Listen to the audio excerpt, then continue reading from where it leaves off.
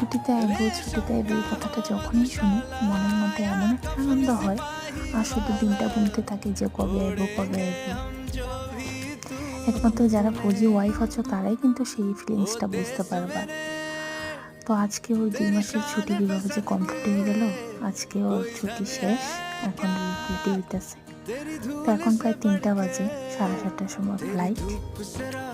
আবার সেই মা-মেয়ের একাকিত্বের যুদ্ধ, একাকিত্বের পর আবার সেই দিনের অপেক্ষা কবে আইব, কবে আইব।